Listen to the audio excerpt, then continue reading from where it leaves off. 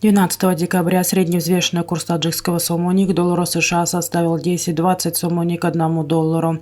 Курс сомони к рублю составил 0,16 сомони за 1 рубль. Курс сомони к евро составил 10,76 сомони за 1 евро. Средние курсы продажи наличной иностранной валюты в кредитных организациях Таджикистана составляет $1 США от 10,2072 до 10,15 сомони, 1 евро от 10,7635 до 10,70 сомони, 1 российский рубль от 0,16 до 0,1625 сомони. Мировые цены на нефть в понедельник утром растут, а рынки оценивают перспективы сокращения добычи сырья в России. Цена на нефть марки Brent составила $76.53 за баррель, марки WTI $71.62 за баррель. Золото дешевеет в понедельник утром, торгуясь чуть ниже $1800 за тройскую унцию. Укрепление доллара сдерживает цену на драгоценный металл.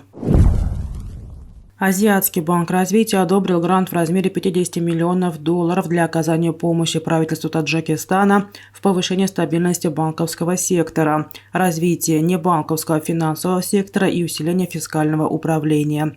Данный грант основан на мерах политики, является второй фазой программы улучшения финансового сектора и фискального управления. Таджикистан быстро восстанавливается после пандемии, но новые потрясения от текущей геополитической неопределенности замедлили перспективы роста страны и программу реформ, сказал об этом генеральный директор АБР по Центральной и Западной Азии Евгений Жуков. Данная финансовая помощь на основе мер политики помогает правительству поддержать важные структурные реформы, которые будут способствовать устойчивому и инклюзивному экономическому росту при ведущей роли частного сектора. Основные реформы включают повышение стабильности банковского сектора и доверия населения к финансовой системе за счет укрепления фонда страхования вкладов физических лиц, расширения возможностей Национального банка Таджикистана по мониторингу и управлению финансовой стабильностью, а также усиление банковского надзора. Реформы также включают совершенствование отрасли страхования и развитие внутреннего рынка ценных бумаг и исламского финансирования. Доходы операторов связи Таджикистана в январе-сентябре этого года составили 2 миллиарда 644 миллиона сомони. Об этом сообщает служба связи республики. Это на 14,4% или на 332,4 миллиона сомони больше по сравнению с показателем аналогичного периода прошлого года в номинальном выражении. В частности, доходы национального оператора связи Таджик-Телеком, ГУП почты и Тоджик и структурные подразделения службы связи за 9 месяцев этого года выросли на 4,6%, составив 146 миллионов сомони. Частные операторы, которые занимают 94,5% рынка связи страны, заработали в январе-сентябре текущего года 2 миллиарда 172 миллиона сомони. Это на 15% больше, чем в аналогичном периоде 2021 года. Вопросы об одностороннем освобождении ЕС от уплаты таможенных пошлин на товары и продукцию производства Республики Таджикистан обсуждены в Душанбе.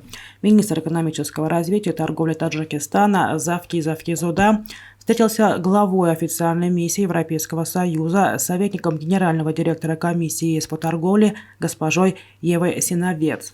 Как сообщает пресс-центр Минэкономразвития, Завки Завкизода отметил постоянное развитие торгово-экономических связей между Таджикистаном и Европейским Союзом.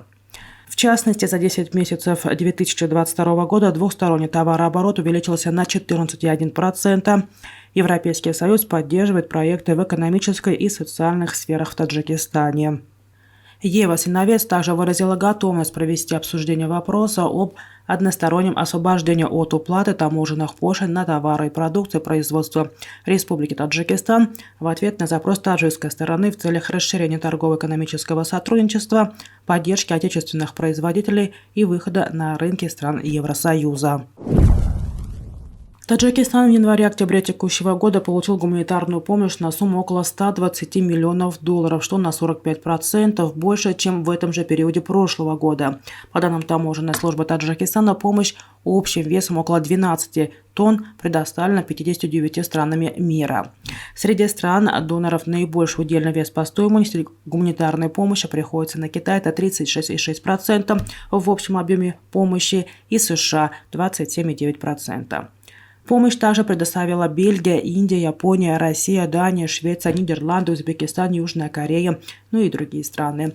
Полученная за 10 месяцев гуманитарная помощь является беспрецедентным за последние 12 лет и превышает даже годовые объемы. Так, по итогам 2021 года Таджикистан получил гумпомощь на сумму $111,3 миллиона, а в 2020 году на $56 миллионов.